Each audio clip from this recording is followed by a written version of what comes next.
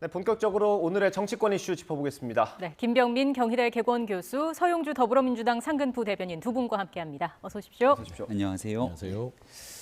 저희가 영상으로 보여드렸고요. 저희가 앵커 리포트로 간단히 짚어드렸는데 오늘 김건희 여사가 권양숙 여사를 뵈러 간다고 하더라고요. 네. 이전부터 좀 뵙고 싶다는 얘기를 계속했다고 하더라고요. 네, 봉화마을을 찾아서 권양숙 여사 예방에 이제 오늘 오후에 나선다고 알려져 있습니다. 노무현 전 대통령에 관련돼서는 윤석열 대통령이 과거 정치 참여 이후 후보 시절에도 여러 차례 노 전 대통령의 긍정적인 평가에 대해서 언급한 적이 있었죠. 네. 과거를 생각해 보면 제주도의 강정마을을 방문했을 때도 노무현 정신을 언급하면서 국익에 도움이 되는 일이라면 진영 당파를 초월해서 나섰던 노무현 전 대통령의 긍정적인 모습에 대해서 주된 언급을 했던 기억도 납니다. 예. 지난 선거에서 경선에서 후보가 확정되고 난 다음 그 당시 광주를 찾고 이어서 봉화마을을 찾았을 때 권양숙 여사를 예방하고 싶었지만 당시에는 일정이 맞지 않아서 만나 뵙지 못했고요. 그 이후로도 만나고자 하는 여러 과정들을 거쳐왔지만 자연스럽게 오늘 김건희 여사가 봉화마을을 찾아서 권양숙 여사를 만나고 여러 조언들을 듣게 되는 과정들을 거치게 된다면 이를 지켜보는 국민들께서도 국민 통합에 관한 중요한 메시지로 오늘 하루를 지켜볼 것 같다는 생각입니다. 네, 사실상 첫 단독 공식 일정인데 어떻게 평가하시는지? 일단 뭐 이제 현직 대통령 배우자 이제 김건희 여사가 현재 뭐 모르겠어요. 이 대통령 배우자로서 공식적인 어떤 일정을 해온 건 없잖아요. 제가 봐서는 공식적인 일정은 아마 권양숙 여사를 만나는 게 공식 일정 같고요. 네. 예. 다만 이제 뭐 이 전직 대통령 이 여사님들을 만나는 부분은 관행적으로 해왔던 거기 때문에 어떤 뭐 큰 의미까지는 둘 필요는 없을 것 같고요. 예. 근데 이제 여기에서 문제가 되는 것들이 저희가 이제 지켜보는 게 윤석열 대통령 배우자의 김건희 여사에 대한 공식적인 어떤 영부인으로서의 역할을 하는 게 맞느냐 이런 부분을 이제 지켜봐야 될 것 같아요. 예. 이 대선 과정에서 이제 김건희 여사가 가지고 있던 뭐 허위 경력 부분들 여러 가지 예. 갖가지 아직 해소되지 않은 부분들 때문에 국민들한테 공개석상에서 사과를 하면서 본인이 이제 아내로서 내조를 하지 어떤 공식적인 영부인의 역할을 하지 않겠다. 이게 이제 국민과의 약속입니다. 네. 그래서 국민과의 약속을 이런 식으로 어물쩍 넘어가는 거 아니냐라는 예. 부분들이 좀 비판적 시각이고 예. 두 번째는 따지고 보면 윤석열 당시 후보, 지금 윤석열 대통령께서도 그 김건희 여사의 사과 이후에 이 부속실 폐지라는 이야기를 했었죠. 예. 그러면 이 두 가지가 아직 남아 있는 겁니다. 예. 그러면 이 부분을 해소하지 않는 상황에서 본인의 공약을 약속을 파기하는 부분들은 예. 만약에 김건희 여사가 이렇게 좀 공식 활동을 하려면 국민들 앞에 어떤 이 약속한 부분들을 깰 수밖에 없는 부분들을 설명을 하고 예. 하는 것들이 훨씬 더 자유롭고 자연스럽고 그리고 국민에 대한 예의다라는 부분에서는 조금 이제 예방 차원의 부분들의 내용은 이해는 하나 예. 어떤 형식이나 태도 부분은 아직 해결될 과제가 남아 있다. 예. 좀 그래 보고 있습니다. 그 비판적인 시각이 아직 여론에서도 좀 여론조사에서도 나타난 것 같거든요. 한 60% 정도는 내조에 집중하는 편이 낫다 이런 의견을 밝히셨더라고요. 이거에 대해서 어떻게 생각하는지 궁금하고요. 이후에 그러면 외교나 이런 행사에도 나오실 가능성이 있을까요? 전임 영부인들을 만나게 되는 과정들을 독자적인 뭔가 하나의 정치 행사로 바라보는 건 전혀 이해가 되지 않습니다. 당연히 김정숙 여사를 비롯해서 권양숙 여사 등 대한민국 대통령의 영부인으로 활동한 분들을 찾아뵙고 예방해서 말씀을 듣는 건 정치 활동이 아니라 대한민국 대통령 배우자로서 해야 되는 가장 지극히 당연한 활동이라고 생각을 하고요. 예. 오히려 이런 일들을 거치지 않으면서 찾아뵙지 않게 되면 여기에 대해서 또 다른 비판적인 목소리가 나올 수 있지 않겠습니까? 예. 정치적인 메시지를 전달하는 것이 아니라 귀 기울여서 정당이 다른 전직 대통령의 배우자를 만나서 목소리를 청해 듣는 일들이 오히려 국민 통합 그리고 앞으로 정치를 한 걸음 더 진전시켜 나갈 수 있게 하기 위해서 중요한 일들이다 이렇게 생각을 합니다. 예. 그리고 과거 선거 기간에도 윤석열 대통령 후보가 대통령이 됐을 때 배우자로서 내조에 집중하겠다라고 얘기를 하면서 사회적으로 그늘진 곳에 계신 분들을 위한 일들에 집중하겠다 얘기를 한 적도 있습니다. 예. 윤석열 대통령의 배우자 김건희 여사가 가지고 있었던 기본적인 생각 아마 크게 변함이 없지 않는가 생각이 되고요. 예. 지금 나오고 있는 소소한 활동에 대한 모습들도 독자적인 행보가 아니라 지난 주말 대통령과 함께 영화관에서 이제 팝콘을 먹는 모습들도 같이 함께 비춰졌는데요. 네. 아마 코로나로 굉장히 오랜 기간 문화산업계가 침체가 돼 있었던 영화계도 마찬가지고요. 예. 그런 기억을 갖고 계실 텐데 이제 코로나를 좀 이겨내는 과정에서 그런 문화산업을 조금 더 부흥시키기 위한 대통령의 자연스러운 참여 그리고 더 나아가서 그러한 활동들을 통해 뭔가 긍정적인 메시지를 낼 수 있으면 대통령의 배우자로서 할 수 있는 적정선의 활동들에 나서고 있는 것이 아닌가 생각합니다. 예. 앞서서 뭐 제2부속실 등에 대해서 국민 앞에 설명을 좀 해야 하지 않겠느냐라는 네. 말씀해 주셨는데 그렇게 된다면 여론도 좀 바뀔 것으로 생각을 하시는지요? 일단은 약속 부분을 그냥 이렇게 어물쩍 넘어가서는 안 된다 그런 얘기를 하는 것이에요. 그러니까 김 교수님께도 얘기를 했지만 당연히 국민통합 차원에서 전직 대통령 부인들을 만나는 부분을 뭐라고 하겠습니까? 예. 당연히 해야죠. 근데 아직 그런 부분들, 약속했던 부분들, 이부속실 폐지, 그다음에 본인이 봉사활동, 저는 그걸 봉사활동으로 봤어요. 본인의 잘못을 인정을 하고 혹시나 윤석열 후보한테 해가 될까봐 본인 스스로가 뒤에 물러나서 사회봉사활동을 하겠다. 네. 그늘진 곳에서 소외된 사람들. 예. 그러니까 그 자리로 있겠다고 하면서 본인의 잘못을 좀 용서해달라라고 좀 이해해달라고 국민한테 약속을 했던 부분이기 때문에 예. 그 부분과 함께 이부속실 폐지가 바로 나왔잖아요. 이건 한 문구입니다. 그런 의미에서는 이렇게 이제 의미 여부를 가지고 뜻깊은 일을 하니까 활동을 해야 되는 거 아니냐? 그건 좀 아닌 것 같아요. 그래서 아마 국민 여론도 이건 좀 이렇게 그냥 넘어갈 수는 없다. 네. 그러니까 기왕지사 영분이라는 행동 자체를 안 할 수 없게 됐을 때는 최소한 국민들한테 이해를 구해야죠. 이래서 이렇습니다. 아니면 허위 경영 부분도 지금 그냥 덮어놓지 않고 한번 깨끗하게 털어보겠습니다. 이부속실 폐지를 하려고 했는데 여건이 맞지 않습니다. 라고 설명을 하면서 공식적 활동을 하는 게 맞지.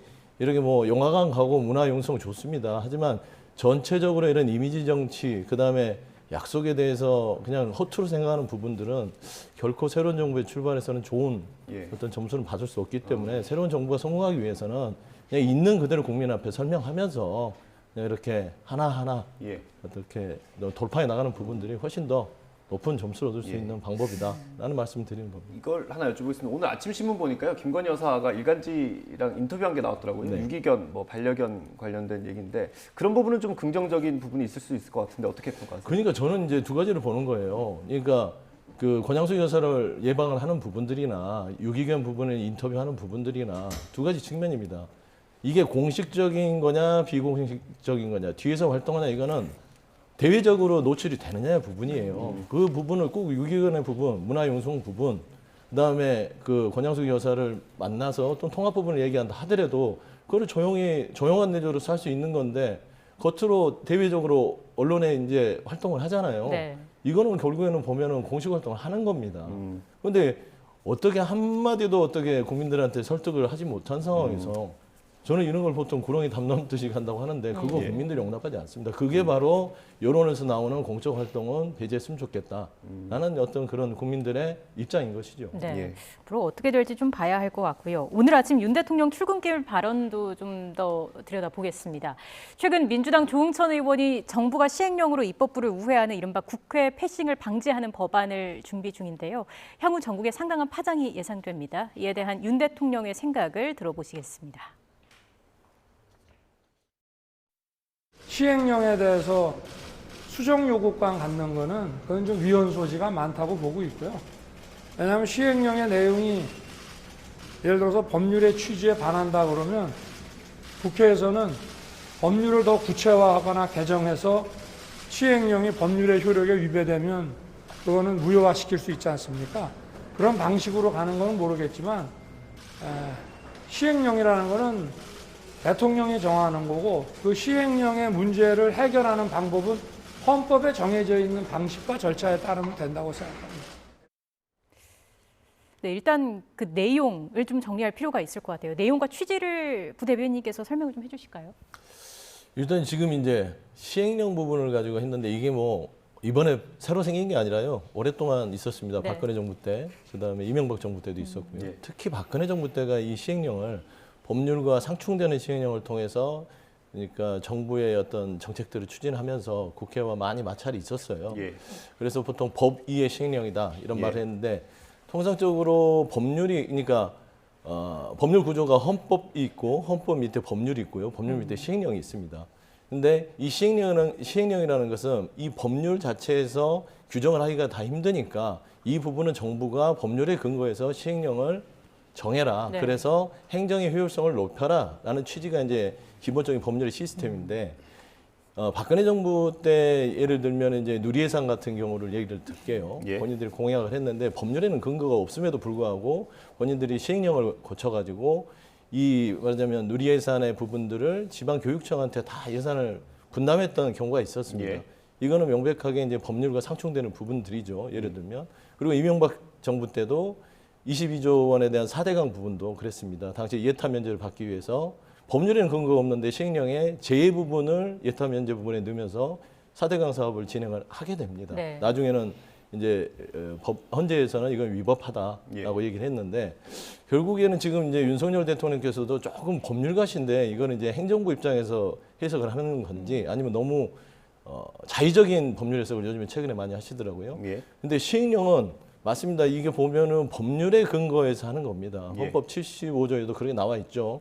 대통령이 법률이 정한 규정 안에서 위임된 권한을 시행령으로 할 수 있다. 이 부분입니다. 그러니까 예. 시행령은 법률 넘어서는 안 되는 것이죠. 예. 그런데 지금 이제 시행령 부분들로 본인이 추진하는데 국회에서 그거를 막는 법을 조홍천 의원이 내서 이런 부분을 이제 조홍천 의원 법안은 그것이죠. 네. 그러니까 시행령이 잘못됐다, 법률과 부딪힌다 하면은 국회가 시행령을 못하게끔 할 수 있다라는 법인데 논박은 있을 것 같아요. 왜냐하면 행정입법 부분, 시행령을 시행하는 부분에 있어서의 정부의 어떤 권한을 국회 입법부가 과도하게 그거를 난도질하고 재단할 수 있다. 이런 부분은 좀 나름대로 이 상충이 되겠지만 예. 현재 국회법이 2020년 2월에 개정이 된 게 있습니다. 예. 그래서 정부가 시행령을 법률과 상충돼서 했을 경우에는 해당 상임위가 그걸 검토를 하고 그걸 다시 정부에 송부해서 이게 법률이 맞다 틀리다를 알려준 다음에 정부가 그것을 판단하게끔 하는 예. 그게 현재 입법이 돼 있기 때문에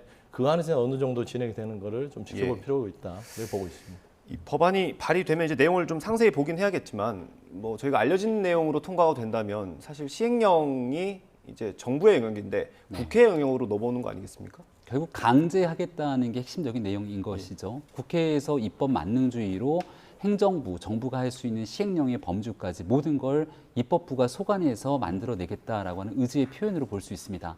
그러다 보니까 얼마 전에 있었던 검수완박 법안에 대한 무리한 처리 통과가 지방선거에 어떤 영향을 미쳤는지에 대한 고민도 있을 것 같고요. 예. 민주당 입장에서는 조홍천 의원의 이 발의 내용이 뉴스로 전해지면서 민주당의 당론이냐 이렇게 물으니까 여기에 대해서는 또 한 발 빼는 모습입니다.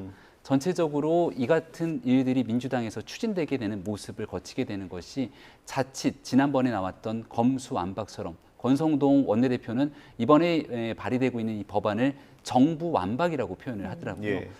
지금 대한민국의 삼권 분립을 통해서 견제와 균형이 적절하게 이루어져야 되는데 민주당 같은 경우는 국회에서 170석이 넘는 거대한 의석을 확보하고 있습니다. 이 의석에 대해서도 수기하고 토론하면서 국민의 반대되는 목소리도 담아내는 절차를 지켜야 되는데 과거 임대차 3법에 대한 처리 통과 또 검수완박 법안에 대한 처리 통과 과정들을 지켜봤을 때는 반대되는 목소리에 대해서 전혀 듣지 않는 일방적 처리의 모습들을 보여줬거든요. 예. 그러다 보니까 이제는 이 같은 방식으로 행정부에 관련된 권한까지 입법부의 힘으로 장악하려 든다라는 일이 기정사실화됐을 때 국민적 여론이 어떻게 움직이는가가 상당히 부담이 될 것으로 보고 마지막 이런 법안을 무리하게 처리하게 되는 순간 또 대통령이 갖고 있는 거부권에 대한 행사들도 있기 때문에 예. 아마 현실화되기는 어려움이 있을 거다라는 생각이 듭니다. 예, 국민 여론은 어떻게 볼지도 궁금한데 첨언하신 말씀 좀 첨언을 좀 말씀드리면 이게 본질을 알아야 됩니다. 그러니까 시행령과 법률은 동등하지 않습니다.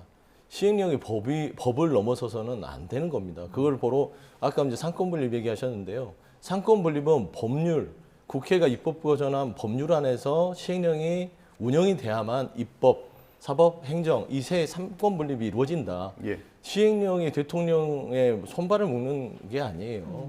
우리가 이제 뭐 이 조홍천 의원의 입법 부분들 얘기를 하는데 아직 본인 개인으로서 입법을 한 것이고 유승민 의원도 이 법에 대해서 찬성을 하셨던 적이 있습니다. 그래서 당시에 기억해 보십시오. 박근혜 대통령이 화를 엄청 냈죠. 배신자라고 하면서. 내가 일을 하려고 하는데 입법부에서 법의 시행령에 대해서 못하게끔 입법을 한다고 이런 경험들이 있어요. 결국에 행정부가 입법부를 넘어서는 부분들은 그렇게 해서는 안 됩니다. 그래서 이 본질은 법이 조홍천 의원의 법이 당론도 아닐 뿐더러 개인 의원으로서 한 사람의 입법기관이잖아요. 그분의 개인 의견일 뿐이지 이게 민주당이 전체를 이걸 추진한다고 하시면 안 될 것 같고요. 네. 중요한 거는 국민들께서도 정확히 알아야 되는 부분들은 절대 시행령은 법률과 동등하지 않고 법률에 근거해서 운영이 돼야 된다.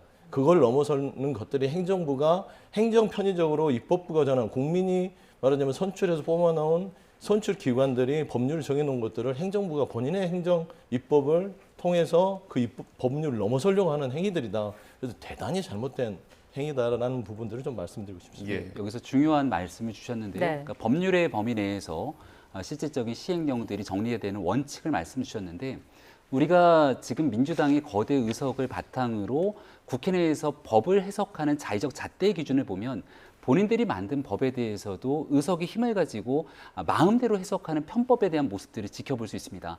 가장 대표적인 케이스가 바로 얼마 전에 있었던 민영배 의원의 꼼수 탈당 다 기억하실 텐데요. 예. 사실 국회 선진화법을 만들어내면서 그런 방식으로 안건조정위원회를 무력화시키는 것은 있을 수가 없는 일일 겁니다. 하지만 그 같은 일들을 지난 기간 민주당에서 수차례 반복해서 보여줬던 일들이 있기 때문에 국민들께서는 거대 의석을 갖고 있는 야당에 대해서 신뢰를 갖지 못하는 것이고 원칙을 바탕으로 시행령을 통제하려는 것이 아니라 법에 대한 자의적 개선으로 정치적 유불리에 따라 정부를 견제하는 것을 넘어서 통제하려 든다면 삼권 분립을 넘어설 수 있다는 우려를 제기하기 때문에 이 같은 내용들에 대해서 문제를 제기하는 겁니다. 네, 이게 보면 좀 예의가 적절치 않은데요. 민영배 의원 꼼수 탈당 부분에 대해서는 시각이 있죠. 근데 이건 시행령과 법률에 부딪히는 상충되는 부분은 아닙니다. 이게 정부가 하는 시행령 부분에 있어서 법을 넘어서면 안 된다. 특히나 윤석열 정부가 법과 원칙, 특히 법치주의 강조하잖아요. 법치주의는요. 아까 다시 말씀드리지만 법률에 근거해서 나라를 운영하는 겁니다. 법을 잘하는 사람들이 하는 게 아니라. 그래서 그리고 두 번째는 입법부가 170석 민주당 얘기하는데요. 예. 2년이라는 기간이 남았습니다. 그 기간은 국민들께서 위임을 했기 때문에 그 기간 동안은 서로 협치하면서 현재 부분은 견뎌야 된다라는 좀 말씀드리고 싶습니다. 네. 관련해서 향후 전국에 계속해서 파장이 있을 것으로 예상이 되고요. 지금 국회 원구성도 계속 지연되고 있습니다. 특히 법사위 원장도 둘러싸고 논란이 이어지고 있는데 계속 평행선을 달리고 있는 상황이다 이렇게 보면 되겠습니까? 네, 과거에 약속했던 일들을 민주당이 지키지 않는 모습을 보여주고 있죠. 지난 총선 이후 직후에 이 상임위원장 배분을 두고 갈등 말차이 일부 있었을 때 이런 상황이면은 오히려 그냥 전체 상임위원장을 민주당이 다 가지고 운영을 했으면 좋겠다라고 해서 전 상임위원장을 가져갔던 적도 있습니다. 네. 그 결과 국민들의 싸늘한 눈높이가 어떻게 나타났는지도 민주당이 다 경험하고 있을 거라 생각하고요. 예. 그러니까 국회의장을 가지고 있는 정당과 또 법사위가 단순한 체계 작구 심사의 권한만 하는 것이 아니라 국회 내에서의 상원의 역할을 하기 때문에 이 법사위원장마저 같은 당에서 독식하고 있을 때 나타나는 폐해 때문에 견제와 균형을 맞추자고 하는 건데 이것을 여야가 바뀌었다는 이유로 다시 말을 바꾸기 시작하는 게 갈등의 발단 소지라고 생각을 합니다. 나중에 시간이 지나고 나서 만약 2년 뒤 총선의 결과가 다르게 나타났을 경우는 민주당은 또 다른 얘기를 할 수밖에 없겠죠. 그러니까 원칙을 좀 지켜가면서 아예 이쯤 됐을 때 법사위가 가지고 있는 상원의 기능을 다하게 되는 걸 다 내려놓고 정말 체계작구 심사에 대한 기능만 남겨놓도록 합의를 보든가 이런 얘기는 온데간데 없이 기존에 있었던 약속을 번복하는 모습만 보이게 되는 것은 국회가 갖고 있는 입법부의 무소불위의 권력을 남은 기간 동안 최대한 발휘하겠다라는 것으로밖에 비춰지지 않는다 이렇게 생각합니다. 예. 좋은 얘기 하신 것 같아요. 좋은 얘기 하셨고 지금 국민의힘의 태도를 보면은 이게 전국 안정에 대해서 책임이 있는 정부 여당으로서의 입장이 아닌 것 같아요. 전국이 혼란스러우면요 책임은요 오롯이 정부 여당 지금 국민의힘과 윤석열 정부에 있는 겁니다. 그 책임을 느낀 다음에 이렇게 발목을 잡으면서 국회의장단과 법사위를 연계를 시킨다. 그거는 좀 본인들 스스로 손해일 부분인 것 같고요. 예. 말씀 잘했던 부분은 그렇습니다. 법사위 자체가 저희가 얘기하는 건 전에 약속했던 부분들의 전제가 국민의힘에 법사위원장을 주겠다는 전제 자체는 법사위가 정말 상임위의 옥상홍 역할, 모든 이제 체제작구뿐만 아니라 모든 그 부처를 관할하는 법과 그다음에 장관 부처까지 다 관할을 하지 않습니까? 네. 예. 그 부분을 버리는 전제 조건으로 넘겨주기로 한 거예요. 근데 그거를 바꾸지 않은 상태에서 국민의힘에서 협조를 안 해주면서 법사위 한정만 달라고 하라면서 국민들을 호도하는 상황입니다, 지금. 정말 저희도 바라는 게 오늘도 우상호 비대위원장께서 얘기를 하셨어요. 법사위 원장 줄 테니까 예. 법사위에 대한 부분들에 대해서 정말 일반 상임위처럼 법사위는 법사위와 관련된 이런 대법원, 검찰청 이런 부분들만 하고 다른 타 상임위에 대해서는 체제 잡고만 하자. 그거를 약속한다면 우린 주겠다라고 얘기를 하신 것들이 같은 의견입니다. 저희도 더 이상 국회 의장단에 대해서 발목 잡지 말고 의장단은 의장단대로 선출해 주시고 그다음에 법사위에 대해서는 전제적 고지든 체제적 고심사 법사위는 다른 상임위와 똑같이 기능을 한다라는 네. 약속을 해주면 민주당이 법사위원장을 넘겨주지 못할 이유는 하나도 예. 없다라는 말씀 좀 드리고 싶습니다. 사실 권성동 원내대표는 지난주인가요? 그 체계작구 심사 권한만 가지고 있을 거면 우리가 법사위 받을 필요 없다 이런 취지로 얘기를 했던 걸로 기억하거든요. 그러니까 체계작구 심사에 관한 부분들은 오랫동안 논의가 되어왔던 국회 내에서의 풀어나가야 되는 핵심 과제 중에 하나로 볼 수가 있는 겁니다. 근데 지금 법사위가 왜 국회 내에서 뜨거운 쟁점이 되고 있는가를 다시 한번 깊게 고민해 보게 된다면 거대 의석을 갖고 있는 민주당 입장에서 국회 선진화법을 무력화시키는 과정을 계속 거치고 있는 건데요. 예. 지난날 보여줬던 검수완박 법안의 무리한 처리 통과를 보더라도 국회 선진화법의 기본 정신에 따르게 된다면 최장 330일 정도의 숙고의 시간을 가져야 합니다마는 이것을 앞서 말씀드렸던 안건조정위원회 기타 등등의 모든 과정들을 무력화시키면서 일사처리, 강행 처리를 하지 않습니까? 예. 그런 측면에서 견제와 균형을 하기 위한 소수 여당의 입장에서 법사위가 해야 되는 역할들이 있는 건데 이런 일들에 대한 논의는 이런 반구 얘기하지 않게 되고 오직 여기에 대해서 해결되지 않는 문제를 상대 정당의 탓으로만 돌리게 된다면 결국 국민들께 제대로 된 설득의 과정을 거칠 수가 없을 거라고 생각합니다.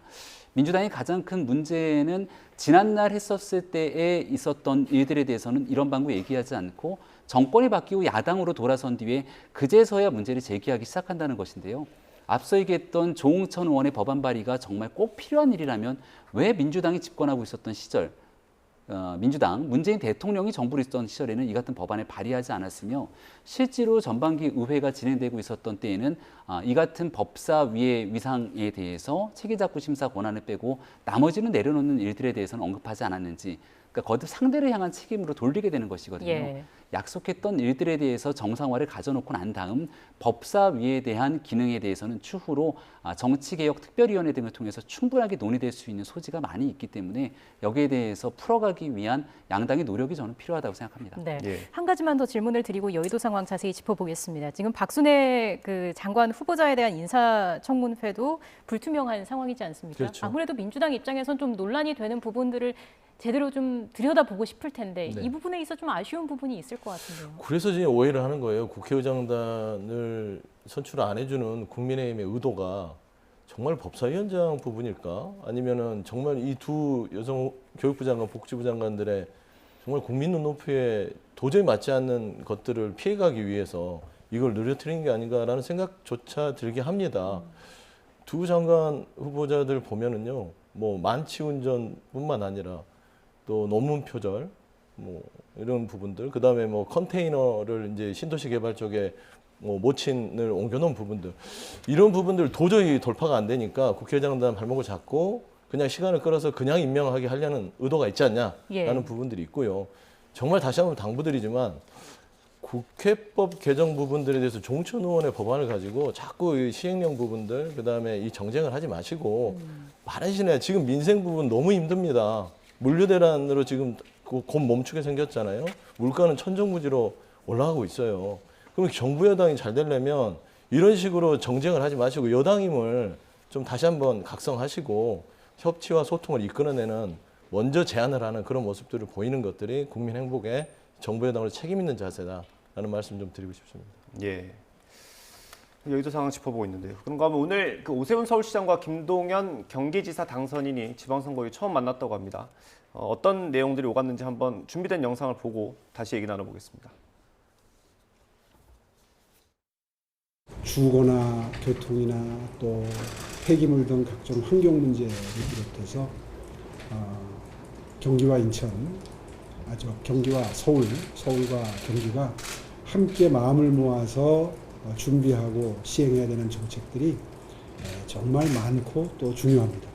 앞으로 서울, 경기, 인천이 다 함께 하는 어떤 그 3자 협의체를 구성하는 것도 필요해 보이고 그런 그 논의 기구를 조속하게 취임 직후부터 만들어서 함께 이 수도권의 주민들이 겪을 수 있는 여러 가지 불편 사항을 해소해드리고 시장님들 열린 자세나 또 합리적인 그런 선포로 봐서 아마 좋은 파트너로 우리 서울시와 경기도 서로 윈윈할 수 있는 좋은 협력 관계를 맺을 수 있으라고 저는 기대하고 있습니다. 앞으로 저 도정을 맡게 되면서 우리 시장님과 아주 허심탄회하고 솔직하게 대화 나누고 서로 함께 협조하고 또 서로 양보할 것 조금씩 양보하면서 우리 서울 시민과 경기도민도 상호 이렇게 윈윈할 수 있도록 최선의 노력을 다하겠습니다. 네. 서울과 경기는 뭐 때려야 뗄 수 없는 지역이고요. 또 오세훈 시장 같은 경우는 뭐 김동연 당선인보다는 한참 정치 선배이지 않습니까? 잘 이끌어야 될 것 같습니다. 그래서 벌써 이번에 4선 서울시장이 됐죠. 김동연 당선인이 경기도의 최종 선택을 받았지만 후보 시절에 김은혜 후보가 나왔을 때도 같은 당의 정당이 있었기 때문에 경기와 서울, 또 서울과 인천, 서울과 충청남도에 이르기까지 함께 모여서 협력할 수 있는 일들에 대해서 같이 공통 공약을 내기도 했습니다. 예. 비록 최종적인 당선이 김동연 당선인이 됐습니다만 여야를 떠나서 앞서 얘기했던 민생의 문제, 또 실용과 국민의 삶에 관한 문제는 정파를 떠나서 반드시 해결해야 되는 일들이니만큼 서울 수도권의 서울, 경기, 인천이 함께 풀어야 될 쓰레기에 관한 문제부터 교통에 관한 일들까지 이런 모습들을 앞으로 자주 봤으면 좋겠다는 생각이고요. 예. 일부에 있는 정치인들 같은 경우는 차기를 바라보면서 또 자기 정치하는 것 아니냐 이렇게 보시는 국민들도 계시겠습니다만 예. 정말 국민들, 서울 시민과 경기도민들을 바라보면서 진짜 그들의 삶을 조금 더 윤택하게 만들어지는 일들을 정파적 이익을 떠나서 해나가는 모습들 아마 국민들께서 관심을 갖고 많이 지켜볼 거기 때문에 최선을 다해 줄 거라고 생각합니다. 네. 예. 두 사람이 아무래도 양당의 유력 차기 대선 주자로 주목을 받고 있는 만큼 이번 임기 내에 어느 정도 성과를 내는지도 중요해 보이고요. 지금부터 국민의힘 이야기를 좀 해보겠습니다. 이준석 대표가 취임 1주년을 맞아서 어제 기자회견을 열지 않았습니까? 이제 자기 정치를 제대로 한번 해보겠다. 이렇게 이야기를 했습니다. 어떻게 들으셨습니까? 얼마나 더 자기 정치를 하실지 모르겠어요. 지금까지는 자기 정치 안 하신 건 아니잖아요. 따져보면 당대표가 됐던 것부터 시작부터 자기 정치를 했던 것이고 뭐 대선, 지선까지 치르면서 본인의 역할을 충분히 했다고 보는데 그 이상의 자기 정치가 어떤 모습일지 좀 기대는 큽니다. 그런데 지금 현재 이준석 대표가 처한 상황이 녹록지는 않습니다. 네. 지금 지방선거를 끝나고 난 이후에 당내에서 일부 말하는 윤핵관들과 내부에서의 권력 쟁투 부분들이 이준석 당대표에게는 진짜 이번에 넘어야 될 큰 산인 것 같아요. 예. 대선 때 윤핵관은 좀 약했다고 보면 지금의 윤핵관은 대선 지선을 승리한 어떻게 보면 개국 공신 중에 1등 공신들이잖아요. 심지어 이제 다들 이제 국회의원으로서 배지를 달고 있고 이준석 대표는 당대표긴 하지만 영선의 당대표를 하고 있다. 그다음에 이준석 대표가 가지고 있는 부분들은 본인의 세력이 좀 부족하지 않냐라는 점에서 본인이 혼자 말하자면은 독불장구식으로 이거를 돌파할 수 있을까라는 생각은 들어요. 네. 이 자기 정치라는 부분들을 들었을 때 저는 그런 생각이 들었습니다.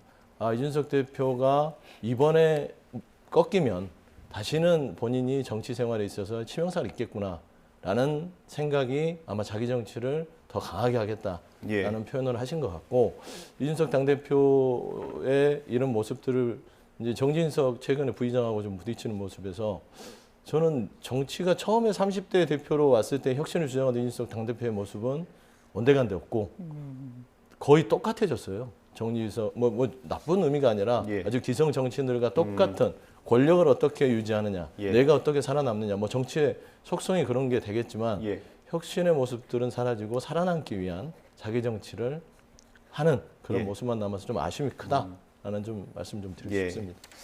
아까 말씀을 잠깐 해주셨는데 윤리위를 지금 앞두고 있지 않습니까? 이준석 대표는 뭐 하루라도 빨리 판단을 받고 싶다 이런 입장이던데 전망 어떻게 하세요? 이게 또 날짜가 네. 조금 밀리긴 했더라고요. 미뤄졌다고 오늘 아침 라디오에서 이준석 대표가 언급을 한 것 같고 윤리위에서 나왔던 인터뷰를 보니까 날짜에 대해서 통보한 바가 없다 또 이렇게 나왔기 때문에 상황을 좀 지켜볼 필요가 있겠다 이렇게 생각이 됩니다. 예. 자기 정치에 대한 표현은 본인 색채를 강화해서 국민들이 처음에 이준석 대표를 뽑아줬던 그 열망에 부응하겠다 정도의 본인의 의지를 피력한 게 아닌가 싶은데요. 예. 이준석 대표는 굉장히 다양한 색깔을 갖고 있는 정치인이죠. 그게 최근에 들어서는 당내 갈등의 측면들이 도드라지게 드러나다 보니까 여기 이제 비판적인 입장에 견지하는 분들도 상당합니다. 예. 근데 가만히 생각해 보면 초창기 30대 영선의 이준석을 만들었던 힘이 무엇일까? 기존에 있었던 기득권 전체를 한번 좀 바꿨으면 좋겠다는 국민적 여망이 변화의 힘들로 이준석 대표에게 모였던 거라고 저는 생각하거든요. 예. 초창기 한 달 정도를 꽤 많은 호응을 받았을 때를 기억해 보면 따릉이를 타고 출근했던 이준석 대표의 모습, 예. 지하철을 타면서 격이 없이 소통했던 젊은 정치인의 모습이 기억이 나는데 최근 대통령 선거와 지방선거를 치르면서 연일 강대강 국면으로 좀 강하게 갔던 이준석 대표의 모습에는 그런 측면의 장면들보단 오히려 더 좀 화가 많이 나 있는 모습들이 비춰지게 됩니다. 예. 그래서 이준석 대표가 남은 기간 동안 임기로서 정말 자기 정치의 색깔을 보여주게 된다면 예. 처음 이준석 대표를 만들면서 이준석 현상이라고 불렸던 시민들의 마음이 어떤 뜻이었는지를 다시 한번 곰곰이 복귀해보는 데서부터 출발하는 것이 중요하다고 생각합니다. 네, 알겠습니다. 지금부터 민주당 이야기를 해보겠습니다. 오늘부터 민주당 비대위 공식 활동이 시작됐는데요. 이번 지방선거 이후에 민주당 계파 갈등이 수면 위로 본격 떠오른 가운데 이상민 민주당 의원이 오늘 아침에 이런 말을 했습니다. 함께 들어보시죠. 이런 식으로 관성으로 쭉 가면 다음 총선은 쫄딱 망합니다. 쫄딱 망합니까? 지금 개파가 찌들어 있는 개파가 여기저기 있거든요. 예. 뭐 민평년, 또 민주주의 4.0, 더 좋은 미래, 철험회, 뭐 이런 등등이 여러 있습니다. 이것들이 개파로 작용을 하는데 마치 공부 모임하는 것처럼 둔갑을 했잖아요. 근데 실질은 개파 모임이거든요. 어허. 이건 해체 선언을 해야죠. 해체 명령을 해야죠. 이재명계도 마찬가지고 예. 뭐 끼리끼리 만나는 패거리 정치. 어떻게 공감하십니까? 이상민 의원 보면 거침없이 말씀을 하세요. 예. 그런데 저런 거침없는 말들은 누구나 할 수 있습니다. 저건 뭐 새롭게 이상민 의원의 이 정치 철학과 가치를 가지고 새로운 어떤 얘기를 한 거 아니잖아요. 저건 당내에서 예. 저런 의견들이 다양하게 나오고 있어요. 예. 그러니까 개파 해체 부분들, 개파의 폐해 부분들은 모든 당에서 이 정당 정치를 함에 있어서 개파 정치가 분열의 시초가 되기 때문에 그 부분을 해체하자는 것들은 민주당뿐만 아니라 국민의힘도 마찬가지였습니다. 네. 근데 지금 현재는 저는 그런 생각이 듭니다. 이상민 의원의 말이 틀린 바는 아니지만 네. 현재는 비대위가 발족을 한 지 얼마 되지 않았고 이 우상호 비대위가 출범한 이후에 비대위가 어떤 방향성을 가지고 당을 정비해 나가고 전준위를 준비하고 시간이 빠듯한 상황에서 여러 가지를 진행해 가는 과정 속에서 과연 이상민 의원의 발언들이 얼마큼 그 비대위가 당을 안정화시키는데 큰 도움이 됐느냐에 대해서는 좀 물음표를 주고 싶어요. 네. 예. 왜 그러냐면 지금 저희 민주당 구성원들이 각 의원들이 해야 될 태도들은 최대한 말을 아껴야 됩니다. 쫄딱 망했다 이런 말들은 언론에서는 받아쓰기 좋지만 과연 이런 표현이 적절할까요? 지금 현재는 하고 싶은 말도 조금 가리고 나의 한마디가 당에 도움이 될지 당의 지금 안정화에 도움이 될지를 생각하는 것들 이상민 의원뿐만 아니라 최근에 뭐 김남국 의원도 있고 이원호 의원도 있고 예. 각 페이스북에다 그런 발들을 하잖아요. 네. 그래서 우상호 비대위원장도 얘기했지만 어떤 정치람에 있어서 다른 의견들은 받아들여주고 그 장을 열어놓는 건 맞지만 예. 상대에 대한 어떤 지적 그리고 말하자면 나 아니면 틀려라는 어떤 그런 태도들을 버리지 않으면 지금 민주당이 지금 처한 상황에서 안정화되기는 되게 힘들 것 같으니까 당분간은 저희 의원님들도 하고 싶은 말은 많으시겠지만 예. 그 말들을 좀 품격 있는 언어로 당분간 예. 당을 위해서 참아주셨으면 좋겠다라는 말씀 좀 드리고 싶습니다. 민주당에서 수박이라는 말이 개파 갈등의 어떤 상징처럼 떠올랐습니다. 우상호 비대위원장도 이제 앞으로 수박 쓰면 가만두지 않겠다 이렇게까지 언급을 했는데 좀 중재가 가능하겠습니까? 그러니까 모멸감이 섞인 발언이라는 건데요. 근데 이런 얘기들이 나왔던 건 어제 오늘의 일은 아니었던 것 같은데 다만 대통령 선거, 그 이전으로 보면 4.7 보궐선거부터 이번 지선에 이르기까지 3연패를 했던 민주당이 이제 위기의 순간으로 다가서고 있는 것이겠죠. 예. 여기에서 뭔가 변화를 해야 된다는 절박함을 갖고 있는 분들이 계시는가 하면 답정너라고 얘기를 하는 것처럼 절박함과 관계없이 지난 대선에 출마했고 이번 지방선거에서 선대위원장을 맡았던 이재명 의원이 전당대회에 출마하는 일, 여기서부터 결국 모든 갈등의 씨앗은 시작된다고 생각을 합니다. 예. 그러니까 제가 답정너라고 얘기했던 건 결국 전당대회에서 당대표 출마는 이재명 의원이 할 것 아니냐. 답은 정해져 있기 때문에 이걸 하냐 마냐에 대한 얘기를 두고 많은 설화들이 있었던 상황으로 볼 수밖에 없겠다. 그러니까 최종적으로 전당대회에서 이재명 의원이 실질적으로 나오는 모습들이 최종 귀결 정리가 되기 전까지는 이런 갈등은 계속될 수밖에 없을 텐데 그럼 만약에 이재명 의원이 전당대회에서 최종적으로 당대표가 되고 끌고 가는 그 민주당의 미래에는 지금과 다른 변화의 모습들이 있겠느냐라고 네. 하는 본질적인 물음들이 앞으로 민주당 내에는 계속되지 않을까 이렇게 생각합니다. 예. 그리고 지금 전당대회에서는 룰을 놓고 신경전이 벌어지고 있는 거잖아요. 이게 그 물리적으로 현실적으로 봤을 때 지금 시점에서 바꿀 수는 있는 건가요?